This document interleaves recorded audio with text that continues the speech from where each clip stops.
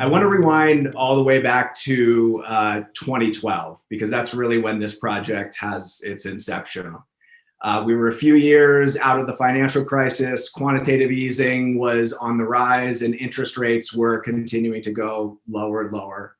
In some parts of the world, they were less than zero, in order to help stabilize a depressed global economy.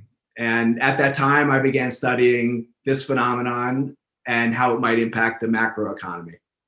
At the same time, I happened across a white paper for a new decentralized money protocol called Bitcoin, and everything clicked. I began to reach out to people who might reinforce this hypothesis, people in finance, people in academia, smart people who I assumed would see the same macro picture that I was seeing. After all, it seemed quite clear that quantitative easing was an attempt to inflate certain asset classes for a financial system that was disparate between the well-to-do and the not. And those policies seemed to be set up to slowly increase the wealth and assets of the 1%. When I reached out to these people, my theories and views were not well received.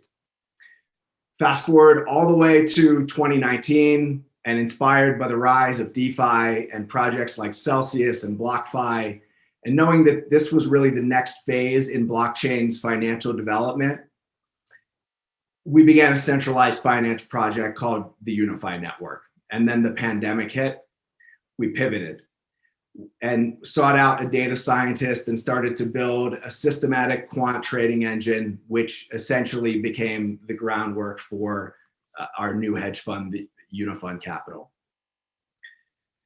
So we see a lot of opportunity in what Mariana was just saying in terms of the things that I was just talking about in terms of loose monetary policy and interest rate policy, these maturing blockchain markets, and quantitative trading, machine learning.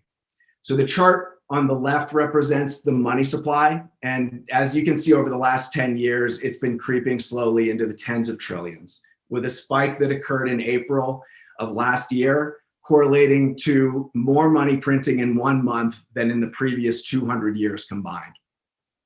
And what we've seen from these interest rate policies is that combined with cheap money and easy money, we're a little stuck. It's hard to unwind this. And there are a number of debt obligations, specifically in the corporate world, where money's been printed to prop up stock prices, that if interest rates rise, it's extremely difficult to continue to service that debt, because the stock would need to be sold as the interest rates rise, devaluing the underlying equity and losing value for the company and the subsequent shareholders. These policies are messier and messier the longer they go on, but as long as the same drumbeat of fast, cheap, and easy money continues, we're going to continue to see growth in scarce assets versus the US dollar. And that's really the underpinning, the vision. Our investment thesis is built around everything that I've been talking to you about to this point. And we don't really see a reversal in this monetary policy in the near term, given the state of the real global economy and the ongoing pandemic. We're seeing a paradigm shift in the way that we conduct ourselves and our transactional lives. And we're dealing with a new financial system that we believe will dominate the next 10 to 15 years, with the continued growth of smart contracts, stable coins, distributed exchanges, and the maturing and explosive growth of decentralized finance applications in blockchain. So we're now building the technology that we know and that we know can thrive and trade in this environment. The opportunities are endless, and we're now part of this exploding ecosystem. And the smart money in the world seems to be coming around to this too. Mark Cuban, Paul Tudor Jones, Ray Dalio, and even JP Morgan are starting to see the light of what's happening with these monetary policies and how they impact the crypto space at large. Speaking to the team, it's really a unique blend of Silicon Valley. Last summer, we added, as I said, a data scientist, as well as one of the pioneers in the blockchain investment space, Morgan Steckler. And we really feel like our competitive edge is our thought leadership, our technical talent, and experience in investing in blockchain assets. Our managing partners, myself, Ali Reza Ali, our lead engineer and investment strategist, who's also on this call today, and Liam Flynn, who I mentioned before, was our final founding piece, a mathematician and data scientist who allowed us to diversify into quant-based approaches to investment strategies.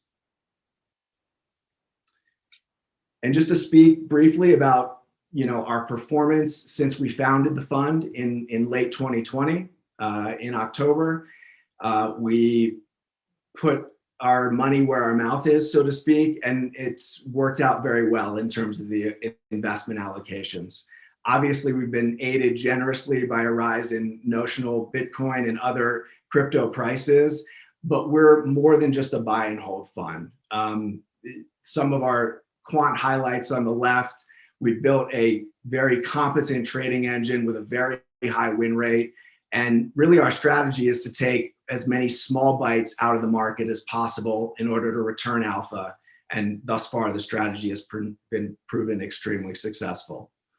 So we're really excited about the future, excited about the future of the market, excited about the future of UniFund Capital, and certainly would be happy to discuss our fund structure, our investment philosophy, or anything else that you might have questions about.